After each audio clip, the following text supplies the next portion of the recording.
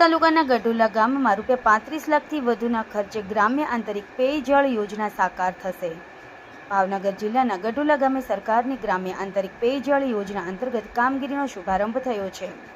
ગઢોલા ગામમાં ₹35 લાખથી વધુના ખર્ચે ગ્રામ્ય આંતરિક પેયજળ યોજના સાકાર થશે, જેનું ખાતમુહૂર્ત જિલ્લા સમાહર્તા શ્રી મનીષ બંસલ અને જિલ્લા વિકાસ અધિકારી શ્રી હનુલ ચૌધરીની ઉપસ્થિતિમાં પૂજન વિધિ સાથે થયું અને તેઓએ સહિયારી લોક ભાગીદારીની આ યોજનાનો લાભ લેવા અનુરોધ કર્યો છે।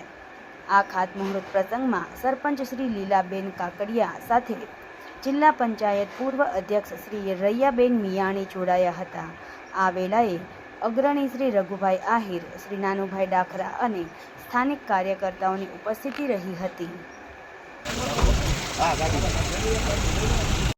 આજે પ્રમુખ શ્રી, સરપંચ શ્રી, ઉપસરપંચ શ્રી, જિલ્લા પ્રમુખ હતા, આપણા ગામના હતા।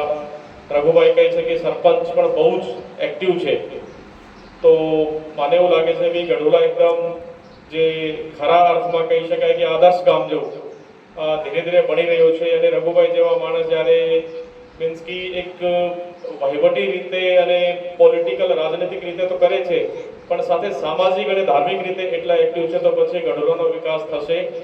તો ફરીથી હું તમામ લોકોને ખૂબ ખૂબ શુભેચ્છા પાઠવું છું અને જ્યારે પણ રઘુભાઈના આદેશ હશે ત્યારે અમે ડીડીઓ સાહેબ ગામમાં આવીશું। Thank you.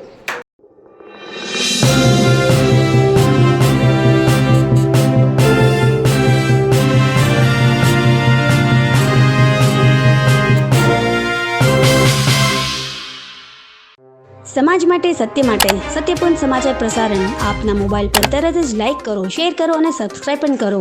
અને હા, ઘંટડી વગાડવાનું ન ભૂલશો। આભાર।